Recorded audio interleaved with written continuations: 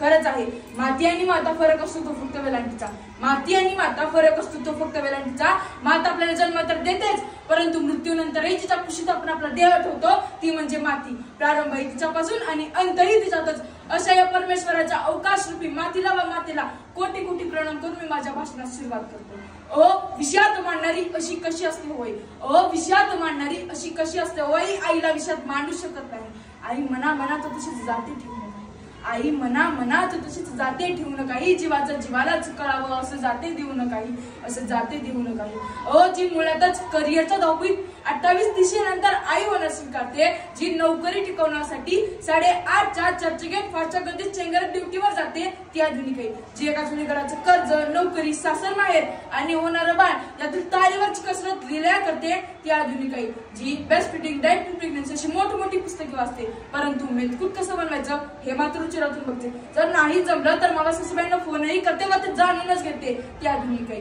जी पाळण्यातल्या बाळाला झोके घालता मोबाईल वरून ऑफिसच्या प्रेझेंटेशनची गाईडलाईन्स देते ती आधुनिक आहे. जी जीन्स टॉप मध्ये कम्फर्टेबल परंतु साडीत मात्र प्रचंड अवघडते, तरी किमान 20 प्युअर सिल्कच्या साड्या बाळगते ती आधुनिक आहे. म्हणूनच मला म्हणावंच वाटते, आई म्हणजे देव पृथ्वीवरचा. आई म्हणजे देव पृथ्वीवरचा. आई म्हणजे साठा सुखाचा. आई म्हणजे मायेची ओढ आणि आई म्हणजे मैत्रीण गोड आणि आई म्हणजे मैत्रीण गोड.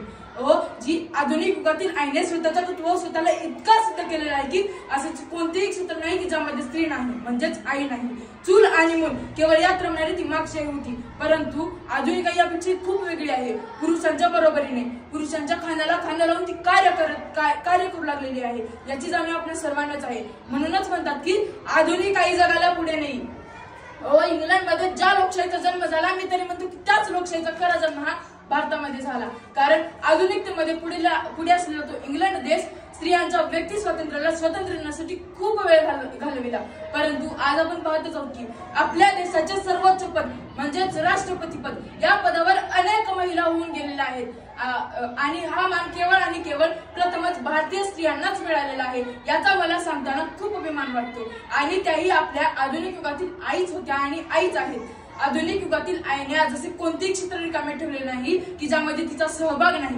पुढे चालून तिला असे कधीच म्हणता येणार नाही की तिला एक झेपणार नाही, जमणार नाही, तिच्या आवाक्याबाहेरची आहे. कारण त्या गोष्टीला तोंड देण्याची ताकद तिच्यात आलेली आहे व तिने तिच्या कर्तृत्वावर ते सिद्धही केलेले आहे. म्हणून ती आज पायलट आहे, इंजिनियर आहे, डॉक्टर आहे आणि संशोधकही आहे. आई आईच असते.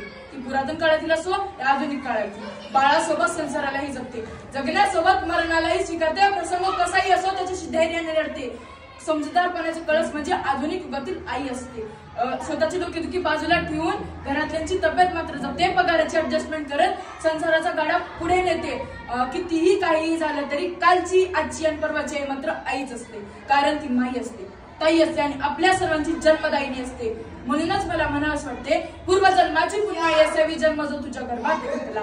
जग पाहिलं नव्हतं पण श्वास स्वर्गात घेतला, श्वास स्वर्गात घेतला. तिच्या संस्काराची शिदोरी माझ्या आयुष्याचा ठेवा आहे.